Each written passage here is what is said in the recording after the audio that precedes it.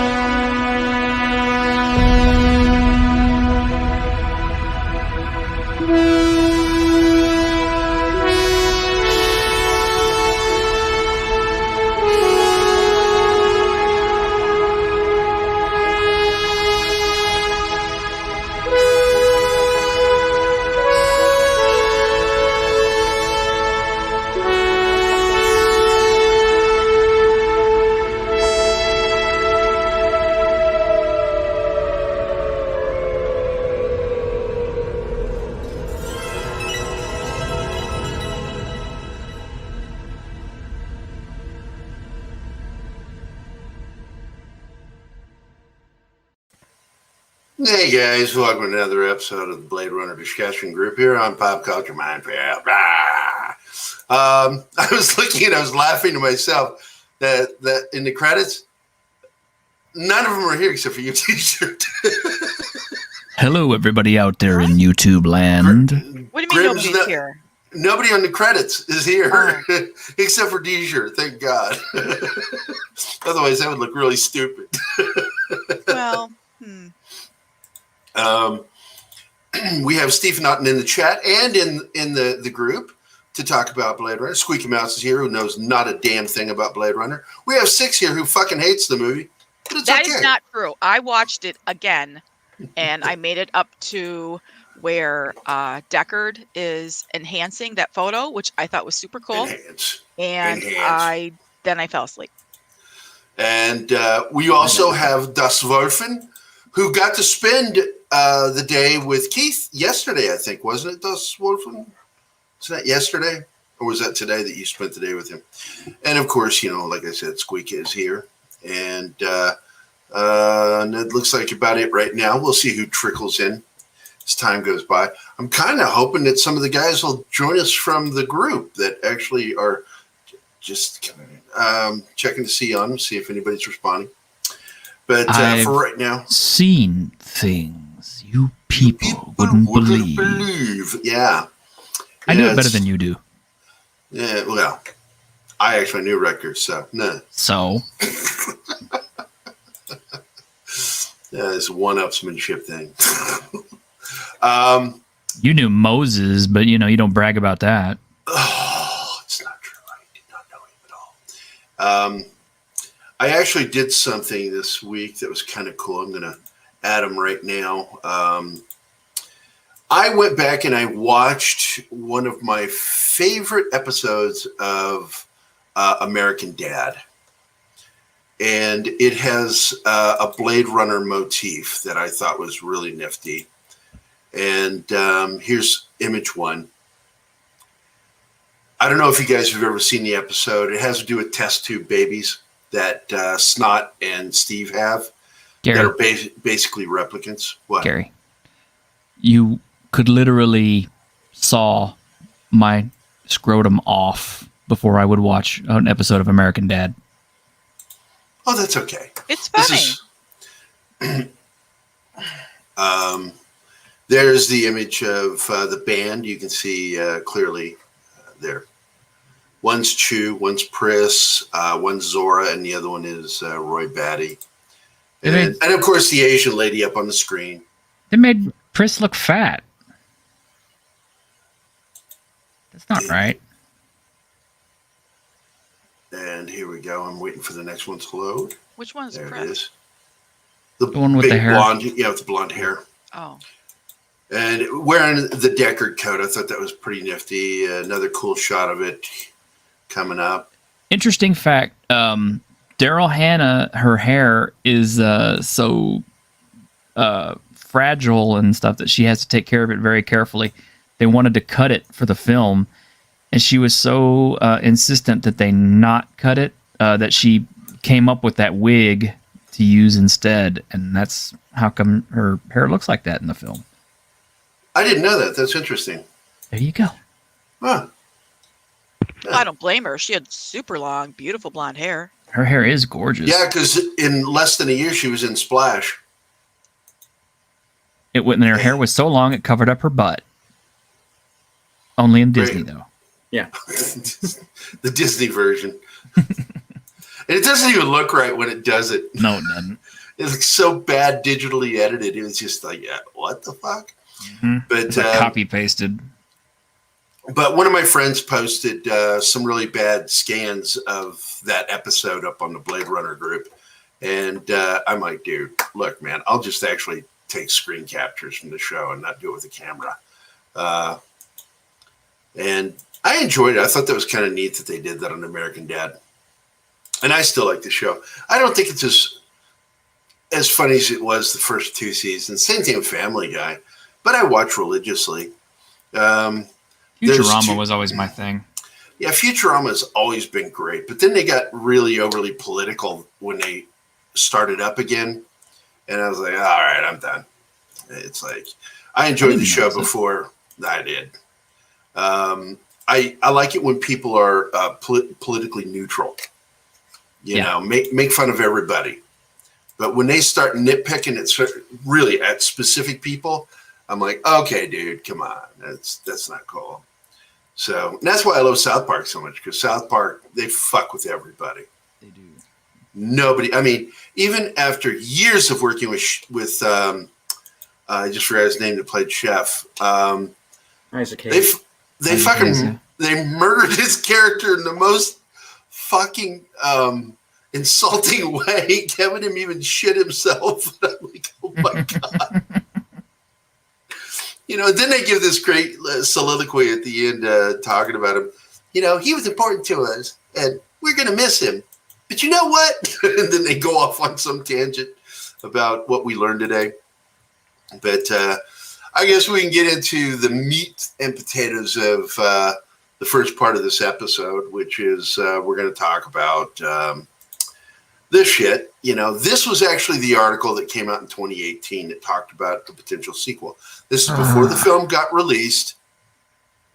And, they had Denis Villeneuve and Ridley Scott all talking about how, you know, and even the Guardian says, you know, if this film does well, it's going to definitely have a sequel. They got plans already. And of course, it just never happened because the film tanked. We kind of expected that in the Blade Runner community. It's like, why do you think doing the same thing a second time is going to get a different, effect? You know, that's the thing crazy people do. Well, I don't understand why that's the thing in Hollywood is to announce a sequel when the thing that you're sequeling hasn't even come out yet. They did that with Cobra Kai. They announced season 5, and I love Cobra Kai, but they announced season 5 when season 4 hasn't even come out. And then what was that? Was that other Disney movie that they announced? Was it Cruella? They announced the sequel for it. I don't understand why that's their go-to. You got me. I think it's all fucking goofy. It's all about money to them. That's their. It's like farming. Hey, Martin, how you doing, man? Hollywood has this thing where they're constantly trying to work their crops, and instead of like a good farmer and working the crops the way it should, they get ham-fisted with everything, and it's like, well, that worked. Let's do it again, and it's like, whatever, dude. And the first Blade Runner didn't make money until it hit home video. And when it hit, it was one of the very first home video rentals. And it killed it. It killed it because it was one of the first. But then they put it on Laserdisc, and the Laserdisc rentals and purchases went through the roof because they had the director commentary. And people, nerds like me and, well, you guys, would hear about this shit, and then they'd run out there and they'd buy the Laserdisc so they could hear the commentary. And it was really cool what they did. And but the thing is, Warner Brothers knew they had something that was worth money, but it was worth money over time. It was an investment. It was not something that was going to turn over immediately at the box office. And So I don't know why they expected the sequel to do that. It didn't. It did exactly what Gary and I predicted over it from Blade Zone. And we'd said, yeah, it's probably not going to do that well. It's going to be, great, I'm sure, in its own way, but it's not going to fare well in the box office, and it didn't. But once it hit home video, it starts doing better. The rentals and purchases, digital and Blu-ray, were through the roof. A lot of purchasing, so they made their money. They got their money back. We'll never see those numbers, and that's one of the things I consider unethical about Warner Brothers and all the studios, that they don't include the home rentals, on TV, through your streaming service, purchases or Blu-ray as part of the box office when they should. And because the actors who are supposed to receive money of a percentage, that gets hidden from them. And they don't know what that number is. And I think that's bullshit. And Warner Brothers is notorious for that shit. Sony is too. I'm certain Disney does it. So. Scarlett Johansson. Yeah. So basically, I saw this article go out actually from these fuckers. We got this covered. And I just, Jesus Christ. How anybody, because I see my friends on Facebook and Twitter sharing this shit. And then, this is the original source of it. And I love the way they say it. It took a great many years for 1982's Blade Runner to get a follow-up. Today, we aren't going to have quite as long a wait. Blade Runner 2049 was released in theaters in 2017. Now, thanks to the work from one of our trusted and proven inside sources, we've learned that Blade Runner 3 is in development. I saw that and I went, you're a fucking liar. Mm-hmm. You are a fucking liar. So I went to Scoopmaster General and I asked him himself, hey, give us a quote on this so I can say something. And so he gave me this great quote. There were discussions of a third film prior to the sequel bombing at the box office, which we all knew about. However, after it didn't perform well, those evaporated. It's too expensive, and they don't feel the market is there to support it. 100% right. We said that before the sequel was made. They are going to give us a crappy Netflix show, though. Yeah. There's talks of the live action thing, plus that piece of crap animation thing they got going. I wish they'd gone with the company that did the short film that was for 2049. That was fucking amazing. But instead, we're going to get like 2-pixel theater version. It's just fucking garbage animation. So anyway, when you see we got this covered, followed by giant freaking robot, you better question if that's a fucking true story or not. Do not take their fucking word for it that they check their sources. Trust sources like Mikey Sutton. I would definitely trust Doomcock before I trust these assholes. When I say Doomcock, it's not so much Doomcock, but his sources. But I think his sources are often full of shit. But he also admits that. He's like, I don't know if these people are pro Kathleen Kennedy or anti and just sending out fake news. He doesn't know that. And he freely admits it. And that's one of the reasons I like watching Doomcock, because he doesn't try to bullshit you with, the stuff that's coming out, which is why I thought it was goofy when the one dude, I'm not going to say his name, went after Doomcock on a certain other person's show. And I'm like, Jesus Christ, man. He puts the alert up there that you have to take everything with a grain of salt. I don't know why you do that shit. But hey, Jed's joined us here. Are you feeling any better? Oh yeah, I was just coughing a bunch. So I took some medicine. For a second there, you sounded like that Muppet with the curl down nose that used to work for Kermit. Oh, I know. Gonzo. Hey, everybody. That's what you sound like there. That's crazy when you get hoarse. That's funny. You get hoarse? So, what? Give us something? Hoarse? Oh, Kylok is here. Kylok, how you doing, buddy? How you feeling today? Yes, I agree with you, Six, in the private chat. Oh, the wife is here. Everybody behave badly. I mean, behave. Hi, Deanna. So basically, this isn't even a story. I just don't think it's even worth talking about. It's bullshit. Yet here we are. Well, I felt like somebody needed to call these assholes out. And so there it is. That's my stamp of bullshit I used on the thumbnail. It's bullshit. I think you needed to make that bigger. Bigger pile of bullshit.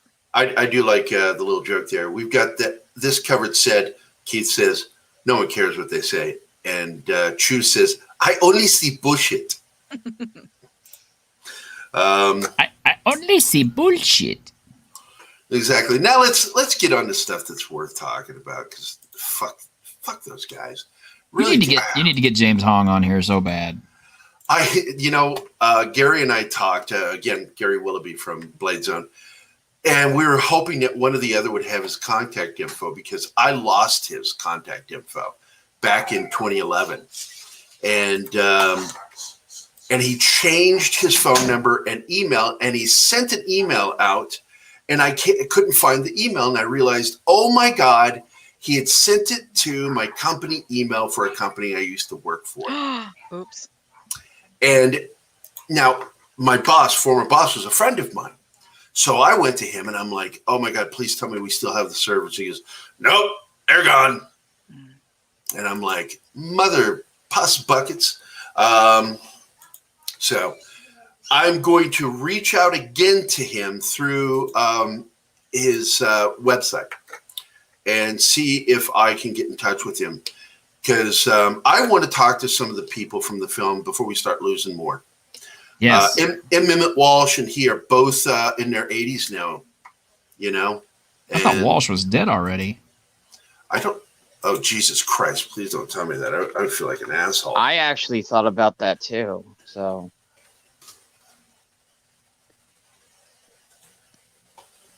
No, fuck you guys. He's still alive. Oh, good. Okay. That's good. He's 86 years old. I love that guy. God, he's one of my favorite actors. That guy's looked like he's like in his 60s forever. Well, what's funny is he was about the same age as Ford, and he's playing a guy 20 years older in Blade Runner. He just looks older. And there are a lot of actors that are like that. Like, I can't remember. Chiklis, the guy who played... Michael Chiklis? Yeah, Michael Chiklis. He was in his 20s playing a guy in his 40s because he's premature balding when he played in The Commish. That guy was supposed to be in his 40s. He's like 26, 27 when he played the part. I got to laugh at him because he came on The Tonight Show with Johnny and was talking about it. I'm like, holy shit, that guy's a fucking kid. He's my age. Shit. So, What's up, little dude?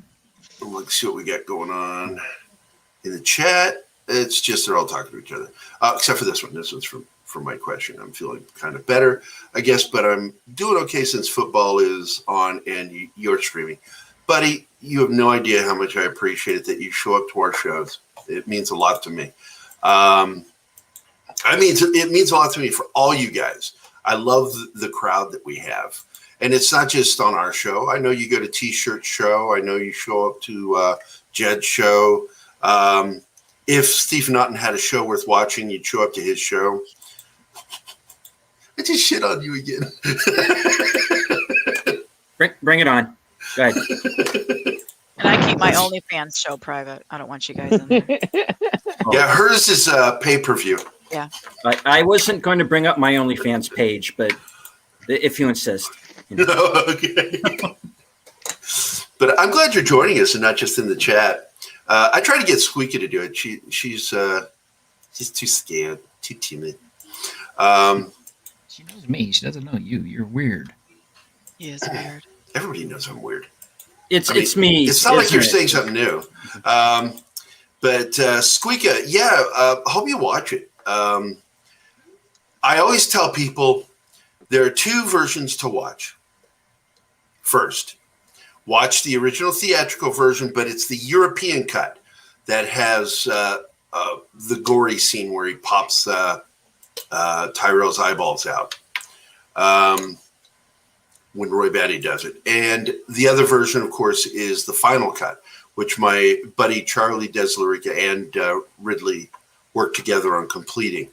And it's a far more complete version, despite the fact that it lacks the narration. I'm one of those people that like the narration. It's like, I think it's like 20% of most polled Blade Runner fans are fans of the narration. Yeah, I like the narration too. So That's because that's the way we saw it first. yeah, I know. I Squeak It's on appreciate the Netflix. narration. I watched Yeah, it. Squeak on It, Netflix the other day. as I recall, it's on Netflix still, and that is the final cut.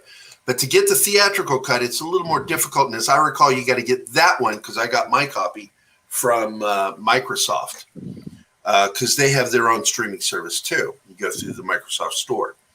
It doesn't really matter which cut you watch, because They're all going to they all have the most important part of the entire film, and that is the Roy Batty scene. Yeah. His death scene is one of the best in history. And It is. what's up, Jesse? How you doing, man? I've got money that says you're probably high right now, aren't you? He always sounds high. He's so fucking cool. I fucking get a kick out of him. I've been hanging out with him on the weekends, and man, one of the things I liked though in this last one, we did Batman, the 1983 unproduced script by Mankiewicz, and he shot from a different angle in his kitchen. I'm used to one angle in his kitchen. Now all of a sudden we're shooting from a different angle. That's fucking awesome. I I'm will to say see he more does of have your house. He does have a really clean kitchen, though. He does have Very a clean kitchen. In fact, when you look at it, the first thing you think is, oh, that's one of those fake backgrounds, isn't it? Well, but he's always talking about how he orders food in. So he never, I feel like he never actually cooks in it. And he always has a vape.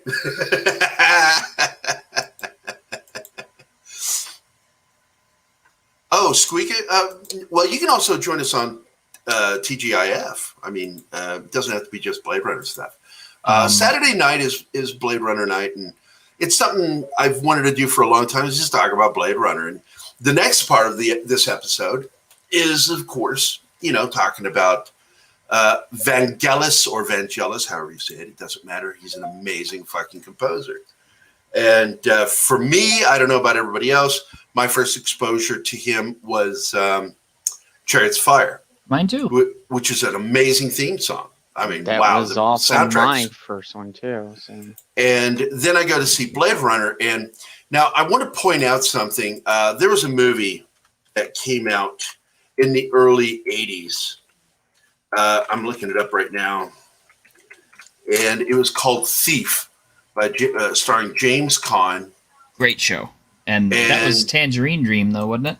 Tangerine Dream. That was the first use of those kinds of synths in a movie. And critics panned the soundtrack. They just fucking hated it. And I'm like, that shit was great. And of course, Michael Mann was the director of the film, who went on to do Miami Vice. And in the 90s, he did Heat, the movie. And I'm going to go ahead and share this real quick, the image here. Share screen. I think I have heard just about every Tangerine Dream soundtrack, or own it, because I have Sorcerer, I have Thief Criterion Collection, I have The Keep. Yeah, The Keep is something else, man. That is a movie that needs to be remade. It really does, because it should have been better than it was, because it is an amazing book, and it's a really good film, but it's flawed. And I would love to see a remake of that film just because of that. And that's the kind of film that needs to be remade, a film that should have been good but didn't make it. And, in Tangerine Dream, they also they did Legend, too. Yeah, they did. They did the rescoring, because the first score that got kicked was James Horner, as I recall. Didn't James Horner do the soundtrack first? I was going to say, I thought it was that other guy, Brian Ferry. No, Brian Ferry did a song. Okay. I thought it was Horner too, and they. Yeah, I think it's James Horner that got did rid of him. and I'm 99.9% positive it was Horner. Yep. Ferry And- did the song that had the music video that I was can't playing on was- 90s, what was and that it song called? never, ever, ever got used in the show. Is My Love Strong Enough? Yeah, it's My Love Strong Enough. Mm-hmm. Yep. Good song. It's a great song. Brian Ferry was something else in the 80s. But Michael Mann was ahead of his time with this film. And this is the precursor to synth soundtracks, this movie right here. Yep. And that led to Ridley Scott wanting to do the same thing with Blade Runner, because he felt that it should be a film about the future. So therefore, it should have a sound that's different. And he wanted the music to be a part of the environment. So there are times in the film that Vangelis was adding sound effects as well as music. And you would hear things and you think it's actually part of the scene. It was actually part of what he was doing. And you can only find those on the bootleg soundtracks. Yeah, there are like multiple versions. I've got 2 of them, and both of them are complete in my opinion. They're just fantastic soundtracks. And Vangelis is like this crazy genius guy. He's got that perfect crazy guy look with the beard and the eyes, and so you just expect him to be a madman. But he's Greek, and he's very much a nice guy. But he keeps to himself. He's a very private person. He doesn't do interviews. He did the soundtrack for the Alexander movie by Oliver Stone. Which my boss was the second unit director on. Dale Dye. No kidding. Yeah, he was the second unit director. Why am I not surprised? Oliver Stone picked Dale Dye for just about everything. Yeah, their relationship should have gone better than it did. No. Yeah, it's something I'll talk about some other time. But Oliver Stone, it's not unknown, but I think he's a fucking cunt. I don't like him. And on a personal level, I think he's a prick. And I think he's shit on people, not just my boss, but other people. Well, I'm really glad they didn't shoot his version of Conan. This is my opinion. Actually, it's funny, Jesse. We're still on to do the Conan sequel, King Conan, right? Because that was one of the options, was that we were going to either do Conan the Barbarian, the Oliver Stone script, or King Conan. And as I recall, the last time I checked, King Conan is the one we're doing tomorrow night, reading. Well, and Tom said this morning that he's not sure if you guys are going to do it because Andre's sick. So he's not sure if that's right. I heard you. Yeah. But I heard Jesse you do it sure without has Andre. more. He was sneezing and coughing and shit. Yeah. Well, if we got to hold off for a week, that's okay, because I'm sure we'll do it as soon as he's better. Because he has to be involved with it. Yeah. Andre.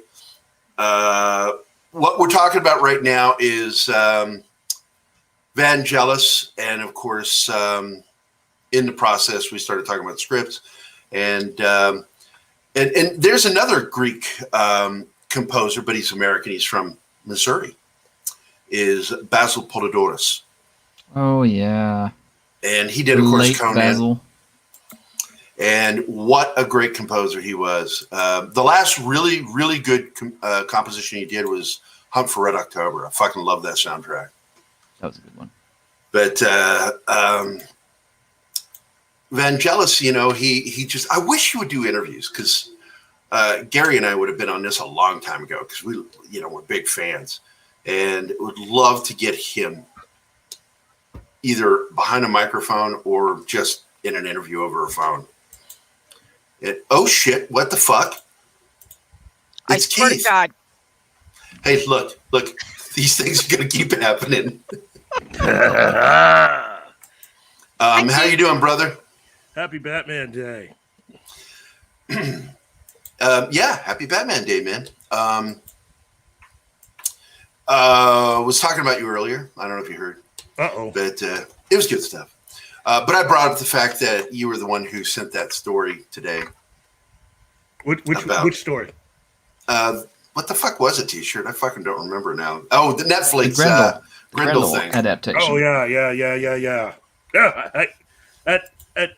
It surprised me, and then after I read it, I thought, no, it doesn't surprise me. Dust Wolfen says hello to you again. Hey! I heard you two hung out. Yes, we did. Well, I've known him for years.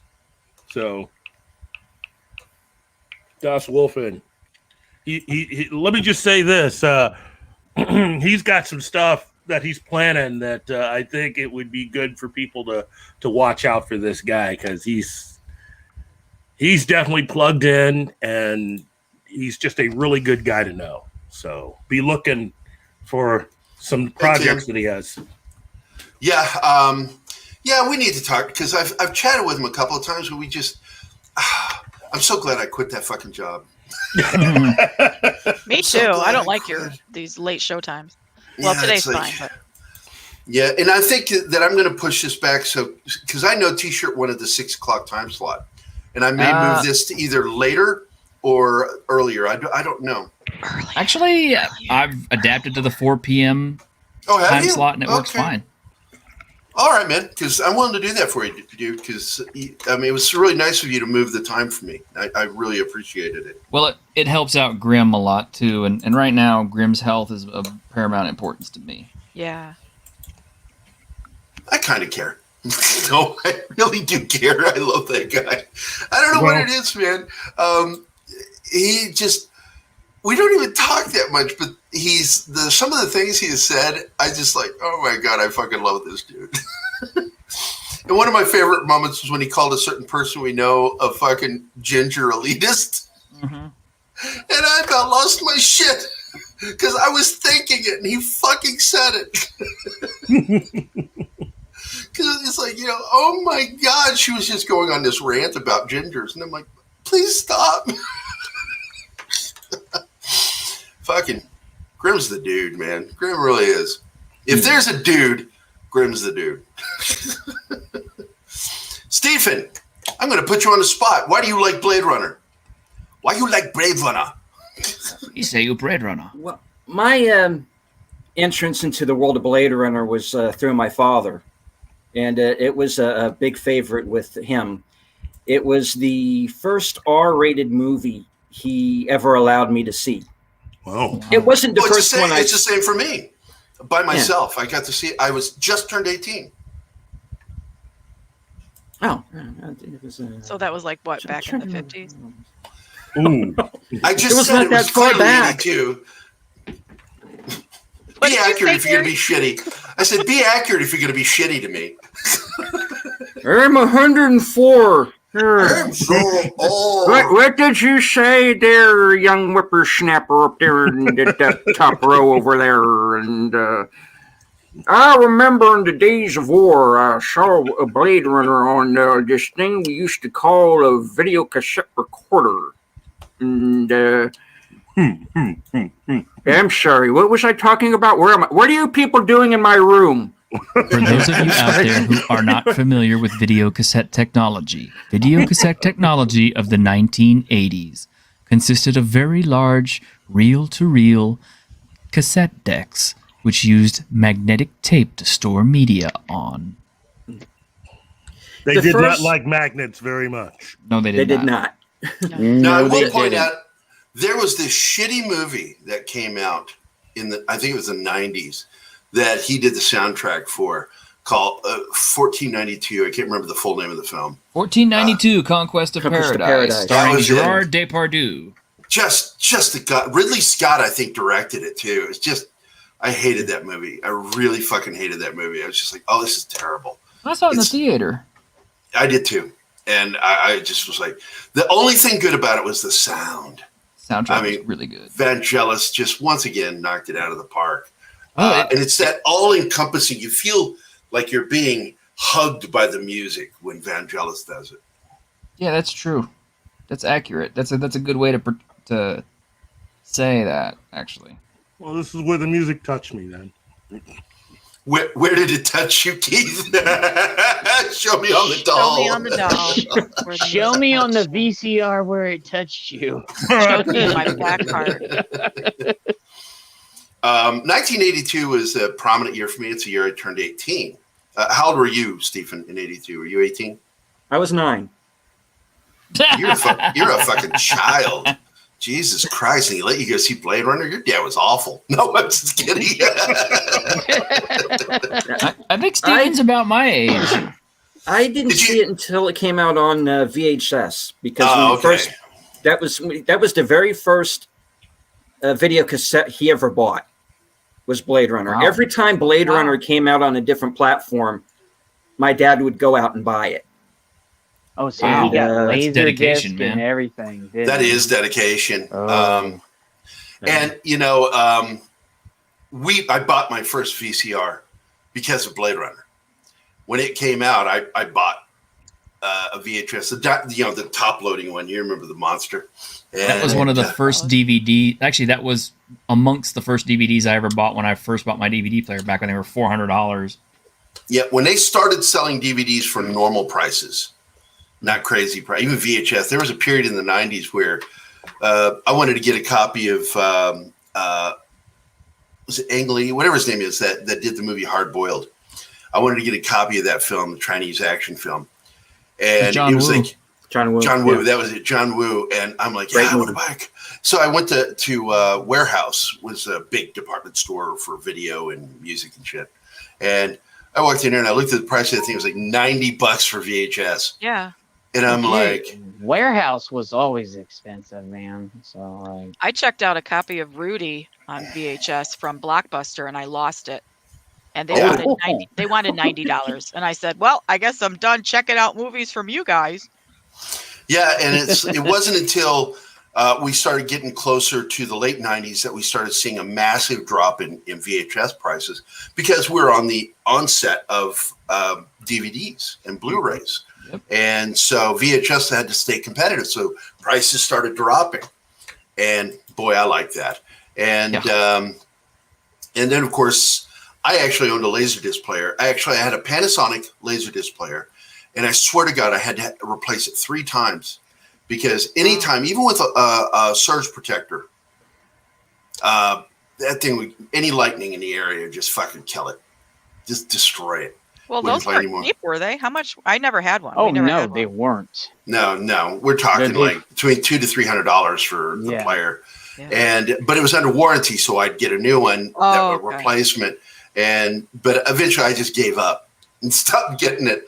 And as soon as DVDs started really ramping up, I bought my first DVD player, and I can't remember. I think it was in 98. I think 98 is when I bought my first DVD player. It was 98 or 99 when Zoe, my daughter, was born. The DVD man was not at last convention at Mohegan Sun. Who's the DVD man? I don't know. I don't know who this is. Jesse, you know anything about Blade Runner? You want to come on? Yeah, I love Jesse. inviting people to other people's shows. Well, fuck yeah, Jesse. Fuck it. Join if you want to. Starting to sound like me. 6 is like, I fucking hate being here. Somebody else come in here. I don't hate being here. I love you guys. Did anybody ever? Too. Sorry. No, go ahead. I keep talking over people. I'm sorry. No, go for it. Did anybody ever get the edition that was the actual Voight comp test that came in the little briefcase? I did. Yeah, I did. I have that. One. I bought that for my dad. Yeah, it's the Final Cut special box set. It came with the little unicorn, a spinner, a single 35 millimeter frame from the film in plastic. It was protected, and then of course it came with the case, and then the box set of the DVD Blu-rays. Yep. And then I turned around and bought the whole thing again on Blu-ray. I got it for free, and because Blade Zone did a bunch of promotions, including Gary did it on the website, and I did it on Facebook, and I got a free copy. Lucky bastard. Well, I had to buy mine, but it was worth it. And also, Mac. And you've met Matt Keith. He bought me the box set. So I had 2 copies of it. Whoa. And he just bought me the complete set of what's the big-headed toy action figures called? Funko Pops. Funko Pops. The Blade Runner set. He bought all of them for me for my birthday. I have all of them right there. It's right over my shoulder. Mine are in storage. Keith, does anyone ever buy you anything cool? You know what? Yeah. My wife buys me cool stuff, and That doesn't count. Oh! You Why mean has not? anybody just given me something or bought me something really out of somebody that I'm not related to? Yeah. Oh, yeah. Occasionally, yeah. I was curious because Gary gets all this free shit, and I'm just kind of like, that's No, not fair. I don't get free shit hardly ever. Let me explain something. That was about Gary. the few times. Gary is kind of like, compared to me, a celebrity, and he knows a lot of really amazingly famous people on top of just knowing a lot of really cool people genuinely in his life. I rank as one of those kind of normal people that's allowed to be in his life, so I can stand around and go, whoa, that's cool. Whoa, that's cool. Whoa, that's cool. That's my job. Am I the only one who didn't know that Gary's famous? Yeah, I got to tell you didn't know he was something. famous. One of the funniest days I had at work was when two of the employees came in and said, "Did you know that Gary has a Wikipedia page about him?" There's a Wikipedia page about him. And I went, yeah, there it is. I didn't know you had one. I didn't know you had one. See? Like I I did, said, but I didn't give a fuck. that's you, Six, and that makes you who you are, which is cool. But me, I just hang around and just occasionally will tell Gary, dude, you got to realize some of us, normal average people down here on Earth, we don't get the rarefied air and company that you do. But I like hanging out with him whenever I'm able to hang out with him. There you It's go. always an adventure. So look at him. Look at Wow. right there. I There's no picture. wanted to edit it, and the only thing I did before I got banned was I got to remove the fucking picture they used. I hated it. And so I at least did that. Yeah, my Wikipedia page IDW would suck. IDW is the ones who did that. Well, shit, Six posted it, so I gotta check that out myself. Well, that's awesome, Gary. Can you say that again that way? Fun. Cute. Awesome. Awesome. Awesome. The only thing I have even close like that is I have an IMDb thing. I got a couple things on IMDb. Other than that, I have You were a in some LinkedIn. plays or something? say what? You were in some plays or something? Oh, what's this? What do you got, Steven? Well, Stephen Otten. See now. Yeah. This is the one that I'm proud of. That my high school has me listed under the notable, Wow. along with actor Judge Reinhold, who is a friend of mine. I went to school with him. And my buddy Keller Williams, I was in a band with him for 2 or 3 years. I like What dudes. is Judge Reinhold doing these days? Nothing? Yeah, where is he? He's being very badly hated because he's very, very right-wing conservative. Oh. And so you won't see much of him. I mean, I got to say some of the stuff is, I like him. But I consider some of the things he posts borderline Randy Quaid stuff. Oh, wow. And I wouldn't go that far. Randy, look, I fucking love Randy as an actor, but he's batshit fucking crazy. Yeah. And I'm not saying he's a liar, because there may be some truth to some of the shit that he says that happened in Hollywood, because there's a lot of fucking assholes out there, freaks. Weird is okay with me. I like weird people. Freaks, on the other hand, You surround yourself with weird people, so yes. yeah, I know. It's like my wife, weird. All you fuckers are weird. Keith is probably the single most normal friend I've got. Oh my God. But he's got that whole black thing going for him.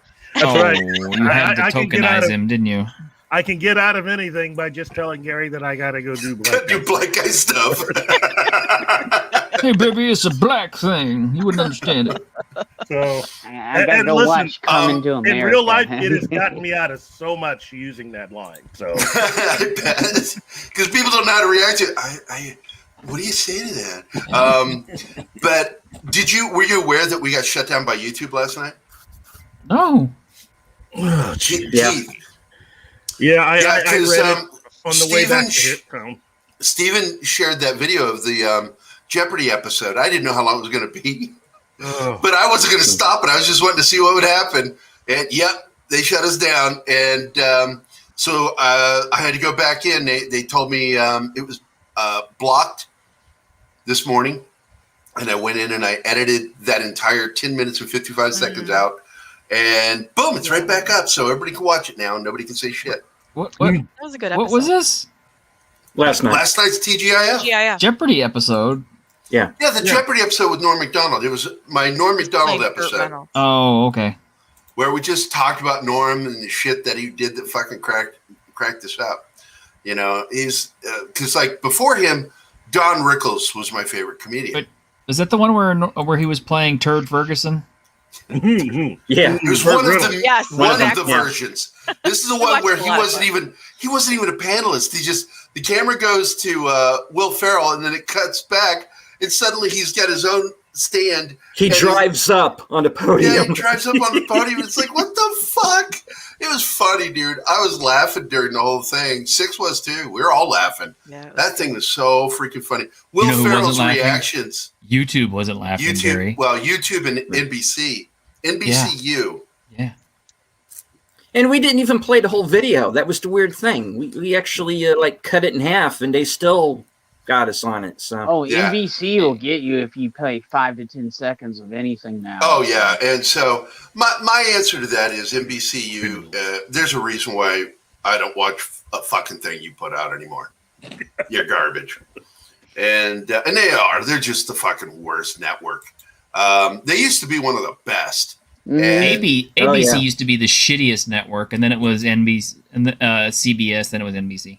You know, because look, I loved SNL back in the 2000s. I got a kick out of Seth. I loved what's her name that did the news. Oh fuck, I just forgot her name. Tina Fey.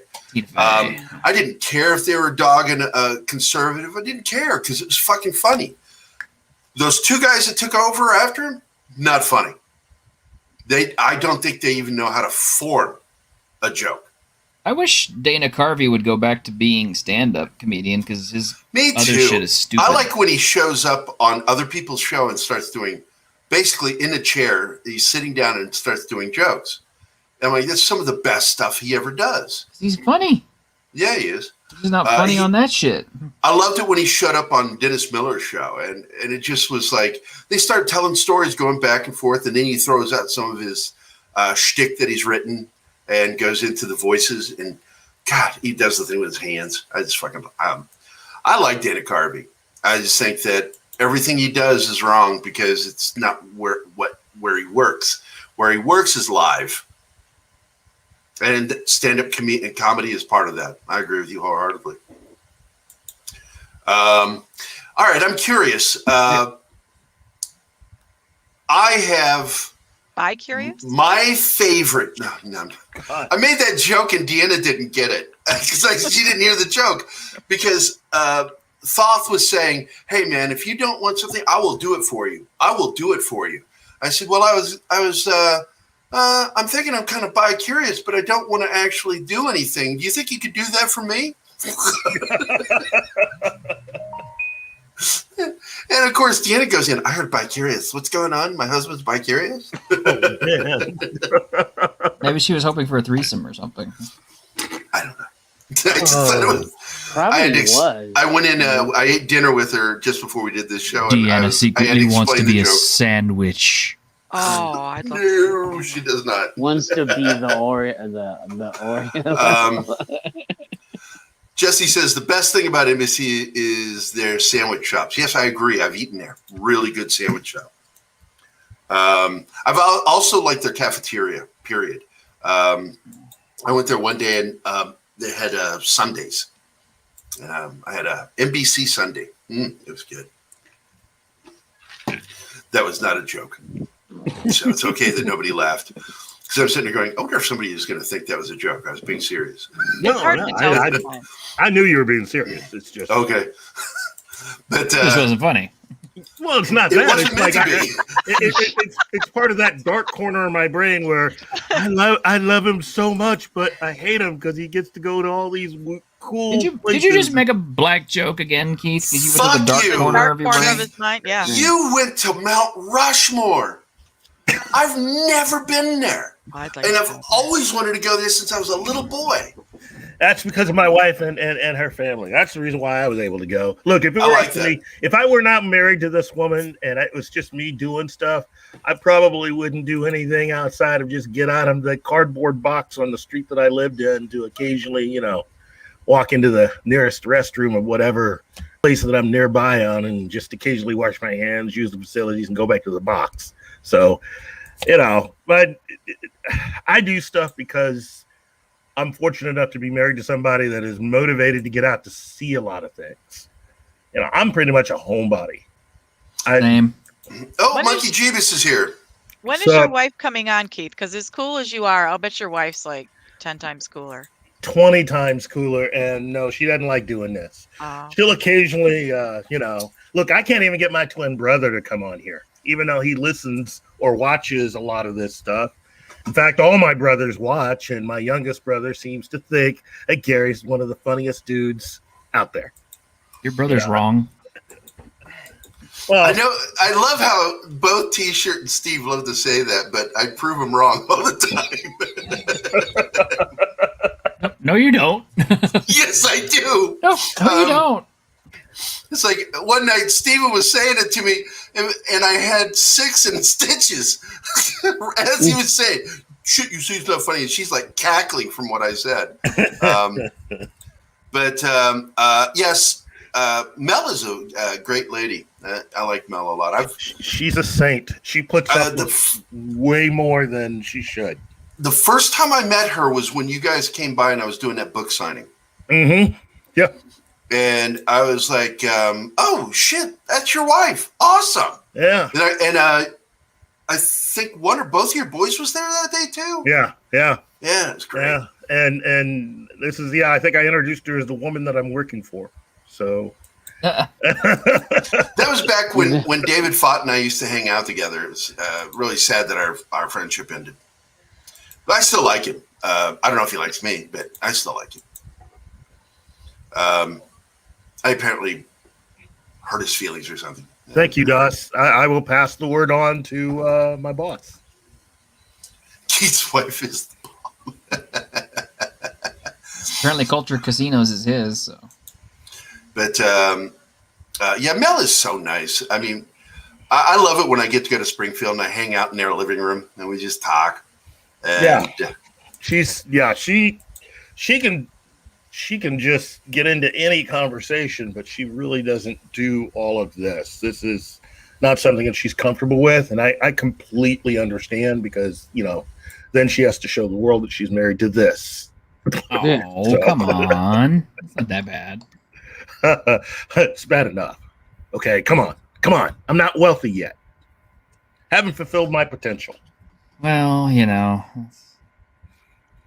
And again, as I keep saying, she's fantastic. She puts up with a lot of what I do, and so I completely, I am just bowled over by her every day. he's simping for his wife here. That's who I work for. she's standing behind him, dude. Don't say anything. Oh, okay. No, Mel is really great. I consider them both friends. We went to a show one time, and it was just so awesome. Keith, me, Mel, and Deanna just having fun. And I was like, we got to do this more. And we did go to dinner once, but never got to do it again. And I'm looking forward. Well, I mean, we did when we came to Springfield. Yeah. And I think that's going to be something we're going to do on a regular basis because I miss hanging out with you. I know. I miss hanging out with you too. And now that I don't have to worry about kids anymore, I'm pretty good to do a few things, Well, I'm looking forward to seeing what you do to the boys' room. Oh man, I'm telling you. There's nothing like being an empty nester and having time to be able to rearrange things the way that you want. And yes, you are correct, Jesse. Absolutely, 100% true. I think, oddly, Deanna and I were talking about it the other day because, since we came here to the hotel to live since the fire, it's really been a blessing on our relationship. It's caused us to get closer.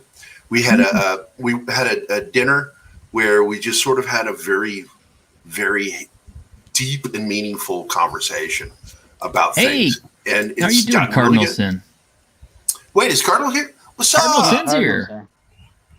Cardinal. Spotted me right away. Yeah, fuck you, Cardinal. I highlighted this comment a while ago. Oh my God. Just saying. I enjoy, and I always worry with Jace because I fuck with him so much, and I don't want him to ever feel that I'm being mean to him for real because I just like messing with him because I like fucking with all you guys. Yeah, you do. If I'm not fucking with you, I don't like you. True. It's the only action. That is a fact because people. Yeah, let's see. I bet it is. Yeah, that was me fucking with you that time. Yeah, you like that? Yeah, I like it. Do it again. I want some more. But I like Cardinal. He's just so fucking cool. And my favorite part of hanging out with Cardinal on the show is, he'll hit a point where he's just sort of like, he'll start doing the Christopher Walken thing, and that cracks me up when he starts talking like Christopher Walken. I'll be damned if he done better Christopher Walken than me. That sounds like Jimmy Stewart. Yeah, that's Jimmy Stewart, dude. Yeah. Jimmy Stewart.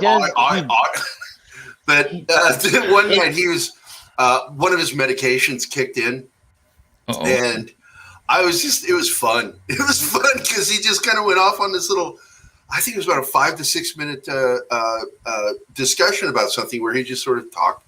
And I'm like going, I have no idea what the fuck we're talking about now. I was so lost. Well, that was fun. What are we talking about? He goes on the walking thing, and then all of a sudden it gets a little bit loopy, and then he goes back to normal. I was like, yeah, that's what he did that night. Yeah, and it's the medication. He told me it's the medication. Yeah. It's the medication. I'm like, I don't know what it is, but it's an entertaining show. What blows my mind is how long some of his streams will be. Yeah, and it terrified me the first time he said, "Yeah, we're going to do it." Like, I can't remember. I'm going to say a number. I don't think it's accurate. Are you going to talking about the midnight to midnight show? Yeah, 12-hour thing. And I looked at him and I'm like, I can do an hour. And then I realized, that's what you expect. Okay. Just a little bit. Okay. I was like, I'm not staying up for 12 hours. I can't do it. I'm too old. The last one he had the other day, the guys got drunk on there and it was hilarious. So I would love to do a show where everybody gets a little blasted. Because I got blasted a little bit the other night, and I don't do that.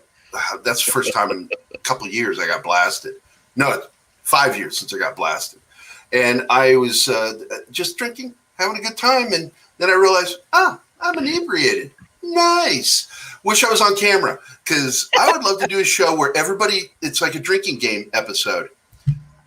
As Stephen gulps down his fucking prune juice. He's like, hey, I'm just going to get some more of this daily prune. What are you, Klingon? That's Klingon. I snapped my tether, man. All right. What did Walsh say? The drink of warriors drink. That was it. A warrior's drink. Blood wine. Fucking prune juice. He loved prune juice. What are you drinking? Coffee. Coffee. Okay. Kofif. But I would like to do a drinking show where we all just sort of drink and do a show live. Hey, for 2 hours. I can help moderate that because I would rather not try to get inebriated on the air. I think it'd be funny as hell because I've never seen you inebriated. I'm liable to start just saying stuff, and there's a Keith, few I've things- already That's a done that. backdrop, isn't it? That's not really your house, that right? is a That is my backdrop. house. It is No, my house. Wow. no, it is not. It is not his house. No, it isn't. I've seen his I backdrop totally love your before. fireplace, dude. I thought you moved or something. I did. I moved into somebody's home that I decided to appropriate because I like the front door. Jesse's comment. That's called squatting, sir. Oh, no, Jesse. No. Jesse, He no. is squatting. No. That's awesome. No. You're No. getting squirts If I with was going that, to do okay? something like that, Squatting Jesse, sounds very, I would have completely illegal. everybody chug one beer with a mixed, what do you call it? Out of Chaser. a shot, a chaser. Thank you. A chaser of syrup of Ipecac, and see No. who has to rush off the Oh. end. They don't make Made that a anymore. Family Guy episode. Oh my god. No, I did that to a guy when I was a teenager. He had fucked with a friend of mine at school, and I saw him at a party, and I'm like, "Yeah, fuck, man, good to see you. What? Hey, I'll go get you a drink." And the first thing I did, I started dripping syrup of Ipecac in every drink I got him, Mm-mm. That's and terrible. it didn't last very long. I was about to say he probably blew chunder pretty quick. It was about 15, 16 minutes in because I wasn't putting very much in. I wanted it to be a build-up, and when it finally hit, boy, oh, it was nice. He's like Revenge. "I'm But then a buddy of mine, Jim Woodward, one of the producers of our show, said, technically you poisoned him, right? Yeah. And I was like, really? Oh, shit. And so I never did that again. He's like, oh shit, I poisoned him. Yeah, Jim, Canceled. Jim, Mike Beatty, and Bennett Sumner were the guys that would always point out, what you just did was criminal, right? You know that. And I go, but, I guess it was. But it was fun, and we don't care. If it's somebody that I really, really, really could care less about, my response would be, and what are you saying again? Because I'm just not hearing you. Seriously. Yeah, we were talking about the Family Guy episode, or not Family Guy. Oh, wait, you're talking about the puke one. Yeah, the family where They've done it a just- couple of times where they went back in time and the vomit came back into their mouths. And that one it was reversed. cracking me up. I was. Oh laughing my at God, that. that slew me. Yeah. I like it when they go just a little too long on something. And They except went for the like- except they went Conway like Twitty, I 10 fucking minutes. hated that. It was dumb. They went like um, 10 minutes on the barfing where it kept going in and out and in and out, and that was just Yeah. like, Hail, Jace. They couldn't make any jokes. I was just talking about you too, dude. You can join us if you want to join in. I'll send you an invite. Yeah, Keith in his living room. Oh shit! No, we're at the end of the episode. Fuck! It's hard to believe it's already over. But it's one more weekend, and we're just up to 12. I want to build this to where we start getting more people. I suppose if I use Google Ads, I could get more people, but I kind of like the word of mouth thing that we all use, where it's like. That's cool, Keith. Now it's a mask like that. I wish that T-shirt would wear so he could come on camera with us. Yeah, I should. I bet. Happy Me Day. Da-na-na-na-na-na-na, black man. Oh, Da-na-na-na. that's what my brother and I used to sing to that show every time. Because Did I told you about my black roommate Kennard before, right? Mm-hmm. And one day, Ben, my son, he was 5. He was 5 years old. We were sitting down in the living room watching one of his, I think it was He-Man. Mm-hmm. And all of a sudden, I hear this thump up upstairs. And we both turn and look. And Kennard, in all his nakedness, comes flying down the stairs with a towel tied around his neck like a cape. And he hits the bottom of the stairs. He jumps and lands at the bottom of the stairs. Because you can't jump too early, because if you do, you smash your head on the overhang. But he got just low and then leapt to it and then stood in the hero position. He goes, "I'm black man." And then spun and threw the Superman pose and flew right back up the stairs. Absolutely fucking naked, his dick flopping back and forth as he ran up the stairs. And I didn't block my son's eyes, but my son turned and looked at me and goes, "What was that about?" Is this your gay son? Benjamin, yeah, Ben, who's been on the show. He's like, "What was that about?" I'm like, "I don't know." That's Kennard. And that was funny, man. He was a crazy roommate. Yeah, you don't have to worry about that from me. I don't do that. Oh, wait a second. Monkey Jeebus, I found my luchador mask. I should wear it on Babylon 5 show. Yes, you should. I have one. I've been thinking about getting a luchador mask myself, just for Me shits too. and giggles. They're cool. They are. Yeah, they are. They're cool. I've always wanted one, never had one. But all right, we're at the end of this thing. Is anybody else wanting to say something about Blade Runner before I go? It was insanely good. About? Oh, Yeah, I forgot. we talk about whatever the fuck I happens. know. We got derailed early too. Well, If we you- said what we wanted to say, and then we were done. And Yeah. so we started talking about other shit. Oh, there's a private chat. What's this? What is this, Jed? Nothing. It's good. Oh, It's it's just a link to his channel. We're okay. Oh, that's it. Okay. Yeah. Well, let's go ahead and do our. I can't remember who started this thing of making everybody go up, be the main thing. Me. But I did I'm that. going to do it. Was it you that did that first? I started doing that. Yeah. Yeah. So let's do it with I think it Jed was first. Steven, actually. Jed, was it Steven? it wasn't I can't Steven. remember. I It was can't remember. Fat Steven. It was not Steven. I was doing it before he was. Eventually, his nickname will be Not So Fat Steven when it's found out just how skinny he is.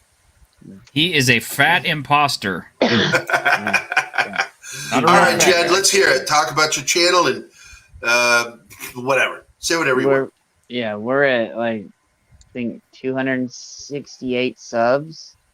So Dude, right we got to now- get you up. We got to get you up. Yeah. Well, Because we've been We're at stuck 2,300 now. there.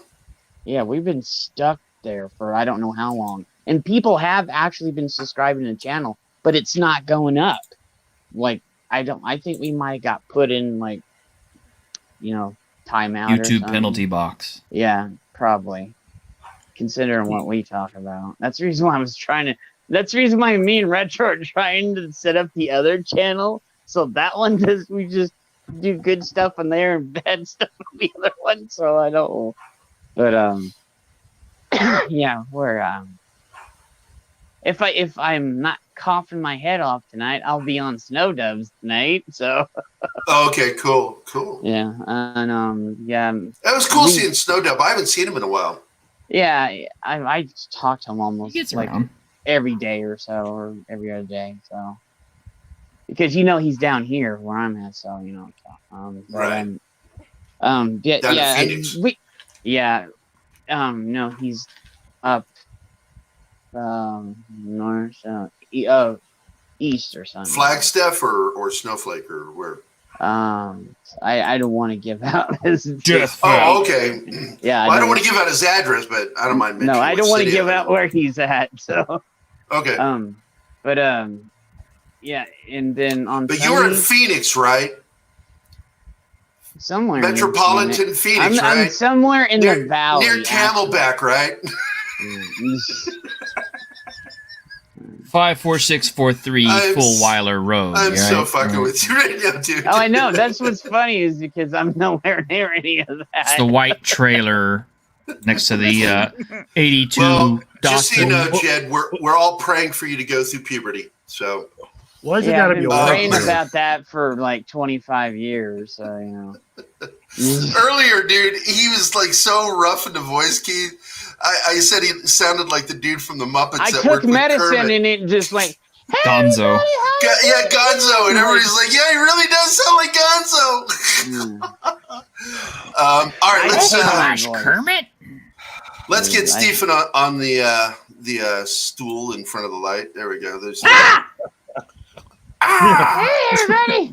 Oh my God, it just looks like you're hanging out in your living room. I am. Yeah. As you see, I have the Blade Runner Funko Pops right behind me, right over my shoulder, and They're perfectly pixelated, so we have no fucking idea what they are. That's Yeah. true. It's a great camera you got there, Steven. I know. Steven, we ship because we love. Indeed. Oh my god! I think Because somebody's looking in your I'm the window guy who- there. No, that's the coat rack. Okay. I freaked out. I don't know if y'all know. It's Courtney's Fellowship of Oddballs. I don't know if you know Courtney.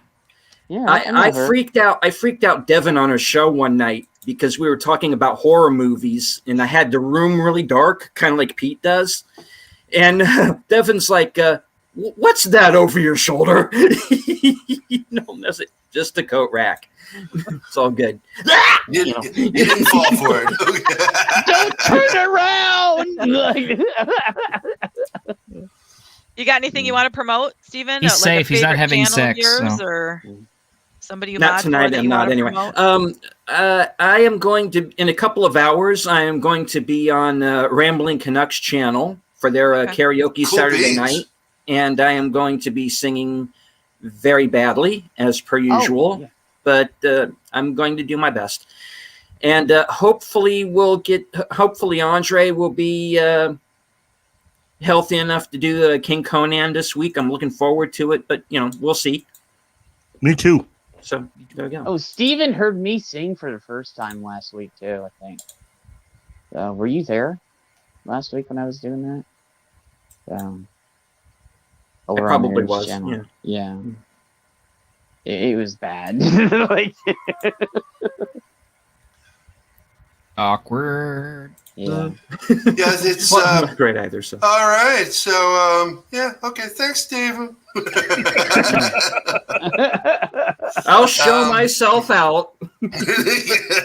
Oh wait, I live here. What the hell? Yeah, T-shirt. Do your thing, buddy. Hello, everybody out there in YouTube land. This is your T-shirted historian coming at you live from the interwebs, from cyberspace, in your home, in your head, in your house, wherever you get your cybernetic receiving. You can catch me at 4 p.m. on Saturdays on my channel, T-shirted historian, where I do The Week in Geek, where we try to remain positive in an increasingly negative pop culture world. But we do try. We really do. And sometimes we actually succeed, and some great things do happen. Also catch me during the week when I guest star on lots of different people's channels, as I am somewhat of a YouTube Ronin. And do catch our Dungeons and Discussions at 9 a.m. Tuesday mornings, although currently we are not shooting any because our season is over. We will be bringing it back at some point. But do catch our old ones because they're good too. Thank you. It's good stuff. Yeah. All right. Thanks, buddy. Six, do you want to say anything? Yeah. She just There did. you go. She said, yeah. She said, "Yeah." I like hanging out with these mofos, and I don't have a channel, but my favorite, all-time favorite besides this one, YouTube Is channel mine. is Mead Radio. That's Tom Connors from Midnight's Edge franchise. He gave me Traitor! my first mod job on Mead Radio, and you gotta subscribe and hit the notification bell because he live streams and then YouTube almost immediately takes it down for copyright Yeah, he strikes. does. But we have Yeah. a I really enjoy good it. time. I love Mead Radio. Yeah. So that's all I got. That's it? All right. Yeah. There you go. All right. Keith, did you want to say anything? Where are you at? Are you home? Yeah, I'm home. I'm in my Did you see his little- house? He's in a dungeon right now, so Beautiful. What is this thing with dungeons? And it's like the middle of the day too, so it's pitch dark where I am. Wait, Yeah, it's nighttime. What the fuck? Keith? It's always daytime in a black man's home. Oh, that's so wrong. Right. What you gotta do? Smile? No. Yeah, that's all you gotta do is smile, and you can see where he's at throughout the house. There you go. Keith, Yeah. I have to ask. Okay, if you were in trouble, like you were kidnapped or otherwise being held against your will or at gunpoint or something, please tell us what you would say to alert us that you were in trouble. I love mayonnaise. And the safety word is banana.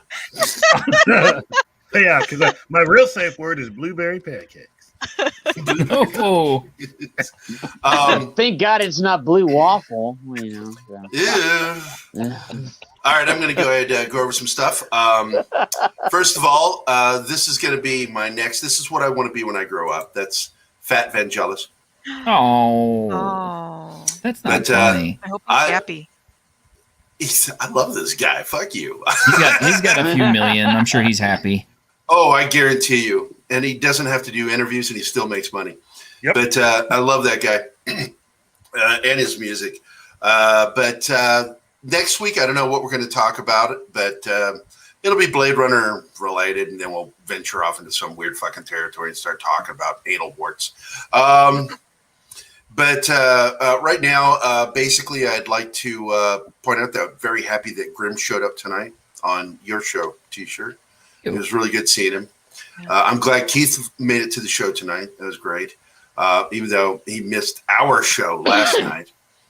I'm sorry, I had to leave town, but hey, look, as soon as I made it back to my house, I came on. As soon as I made it back to my house. And then I said, ooh, you came on. Usually that's not the reaction that I get, but hey, that's fine. You got a standing ovation for me, Keith. Well, he is black after all. So we will be moving our show, TGIF, back to its original time of 2 p.m. Central Time next Friday. I'm very excited about that. Getting back to, I hate using this word because I'm so worried I'll offend some. No, I don't care if I ever offend anybody. The roots of the show. Roots. You got a black man and you said roots. Why did you do that? And why did I think the name Toby? Ouch. I thought you were going to say Kunta Kinte. So. I will say this. I'm pissed that LeVar Burton got skipped for Jeopardy. He is the clear front runner. Yeah. How they picked that fucking producer, I'll never know. I'm glad he got humiliated out of the job. And they need to get LeVar Burton in there because he is perfect for that fucking job. Because Hollywood doesn't do what the fans want. Nope. So of course they're going to put somebody that nobody asked for. Yeah. I heard the chick that they're gonna have someone else that we're gonna hate. Oh, that'll be great. They're gonna have the guy that was the all-time Jeopardy champion, and then the one that was on. That was Blossom, and they're gonna co-host the show. Oh, God, I can't stand her. Yeah, it's gonna be it's gotta be a guy that won the most Jeopardy games ever, and she's such a pretentious fucking snob. I can't stand both her. of them are just, and it's for the rest of the season, and then they're gonna pick somebody else for next season. They need to get fucking LeVar Burton. He is perfect for the fucking job. Yeah, they do. You know, but anyway. So we go back to 2:00 next Friday, and we'll stick at 6 for this show on Saturdays. And every Tuesday and Thursday, you can watch me at 6:00 play Blade Runner. When I eventually finish that game, I'm not sure what the fuck I'm going to do with that slot. I'm probably going to just play some other games, because I just started playing Modern Warfare 3. You will play State of Decay 2 with me. He can play anything. I don't own it, but it's a total dirty slot. But there is another one that's going to take place because Steven is only doing every other week on Wednesday. So every other week on Wednesday, I think, is a great way to start Keith's Grind My Gears show. Which, what did you say it was going to be? Because I wanted to call it Why Is Everything Fucked Up by Keith? Why Does Everything Suck by Keith? Because everything sucks, and you're going to explain why everything sucks. But you wanted to give it a different name. What was that name? Pop Culture Minefield presents The Boom. The Boom. Fuck it, it works for me. It's going to be Keith by himself. I leave him alone. I start the recording and then walk away and go do something else, and he does the thing. I do need to get with you about what images need to go on it, but that will be appearing at first every other Wednesday, alternating with Fat Steven's show. We've got this buttered, and then if people like it, which I think they're going to, I will figure out what we're going to do because it needs to be a regular thing, like every week. But past that, I'm wearing my combat medic hat tonight because some of these assholes told me I needed to wear my hat because they hated my John Ritter haircut. Because your hair looks dumb. Wow. I want to see your haircut. He's got John Ritter hair. I do. John Ritter was hot. Yeah. Yeah, that looks nothing like John Ritter. Well, it There looks he better is. than it looks better now than it did before. Yeah. it does. Now he looks 15 years old. Hey, Ma, I keep touching myself. Is that bad?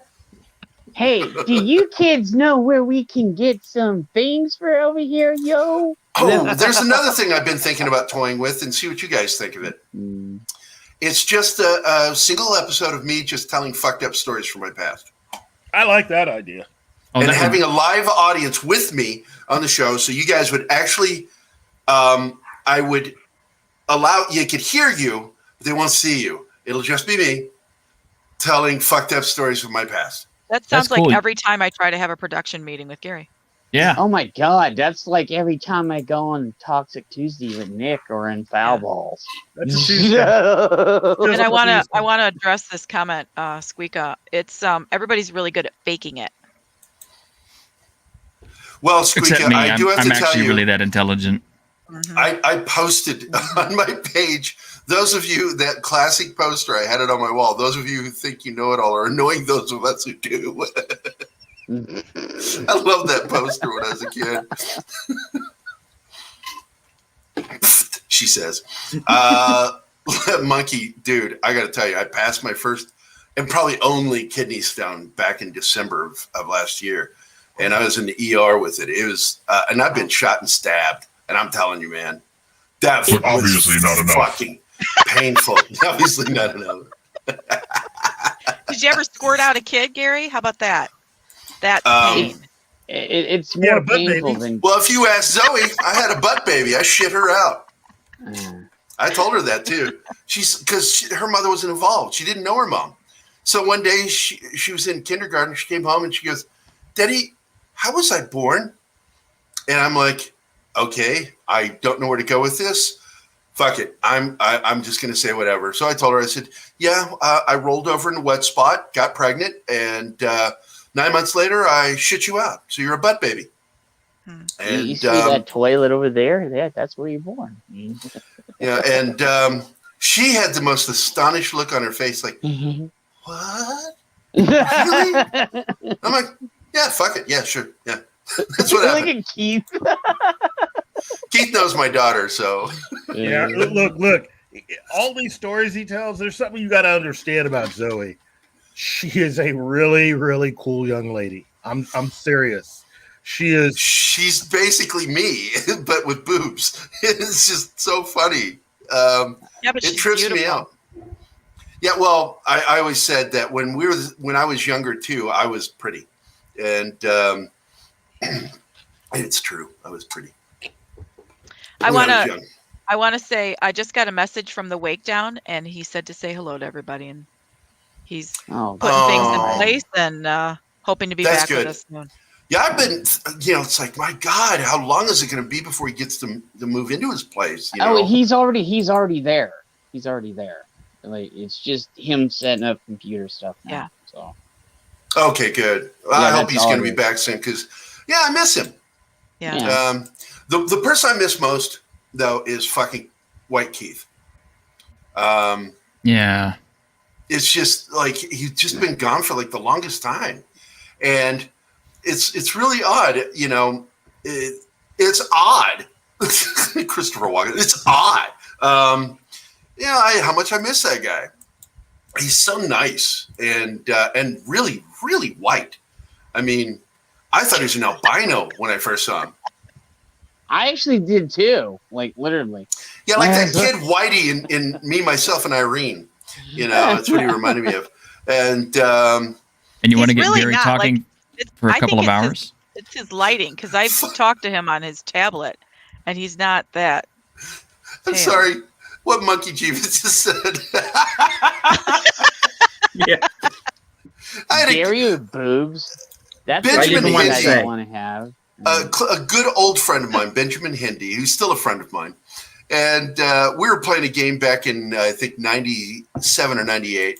And it was called Nightmare. And it had a VHS that you put into the box, and you had to play it at certain points in the game.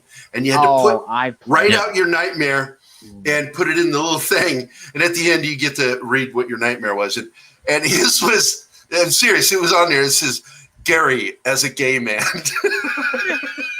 Oh, man. Because he was gay. And he's like, Gary as a gay man is terrifying.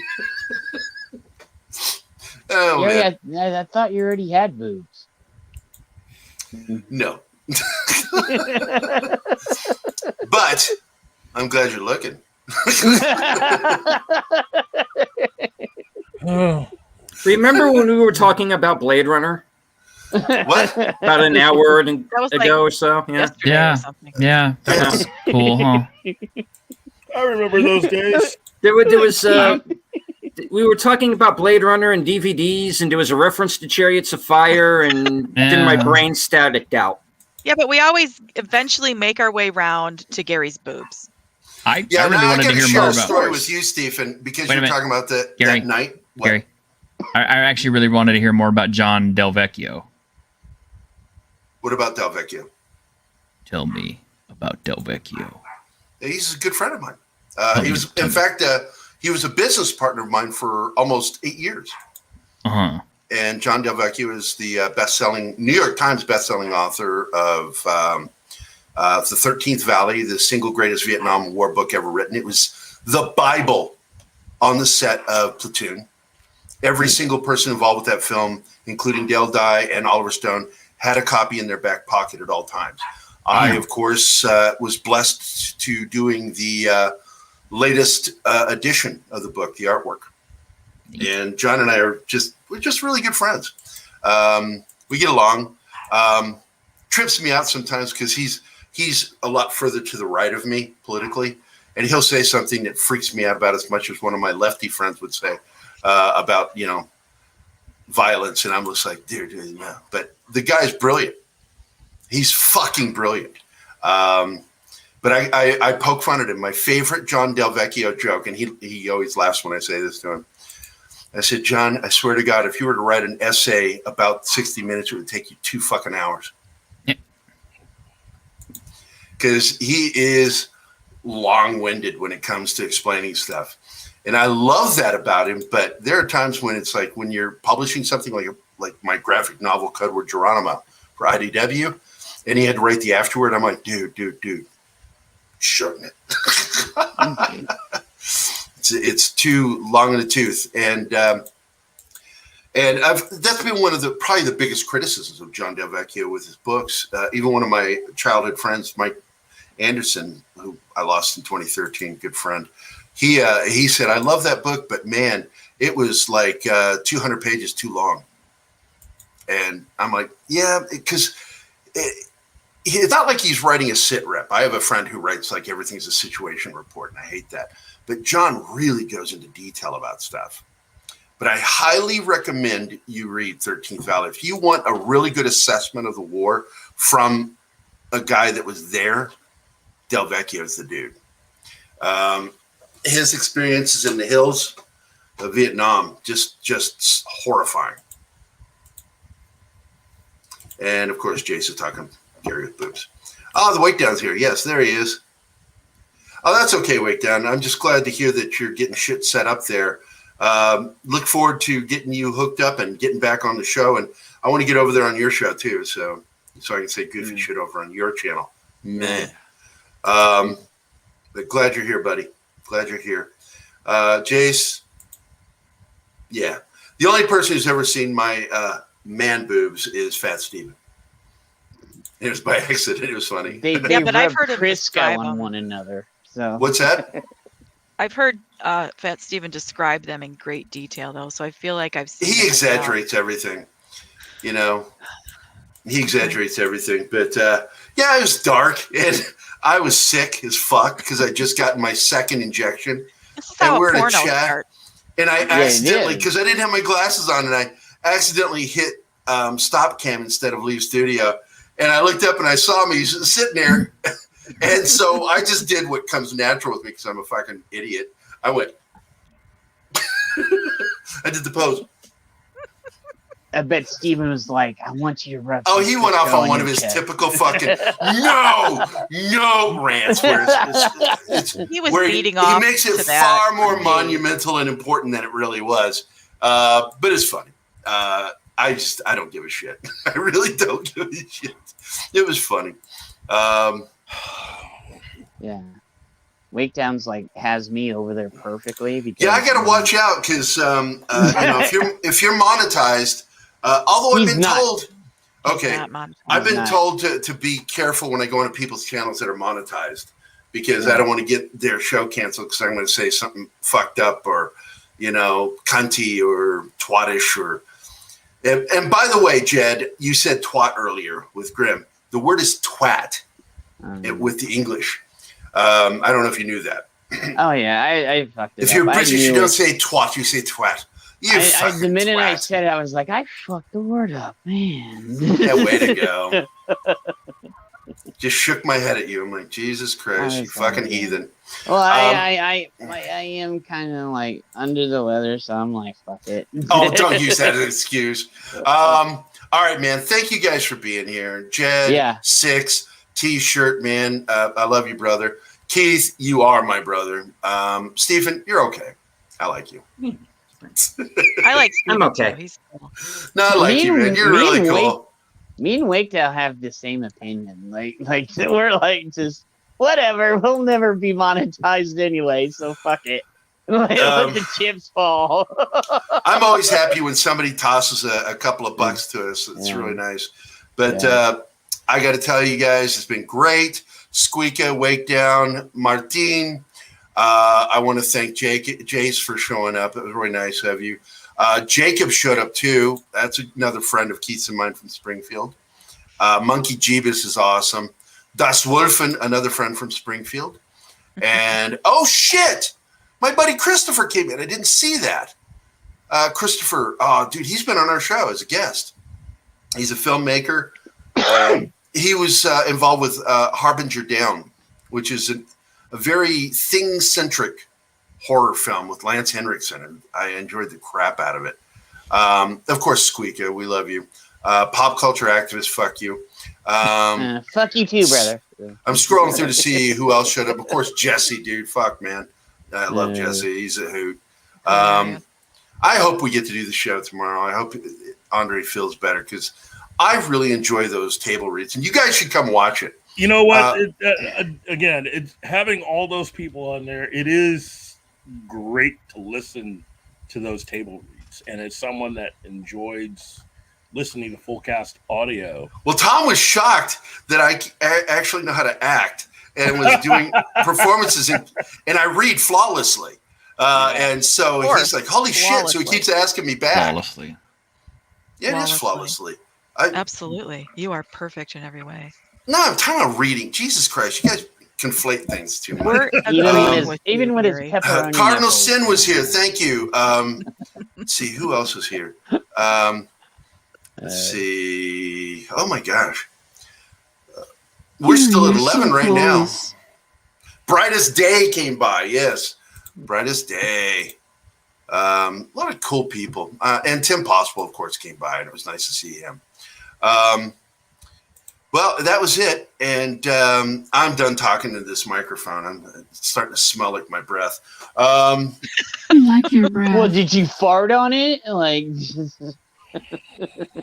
No, I just said my breath. Jesus Christ. Your breath. You're so mean, Jed.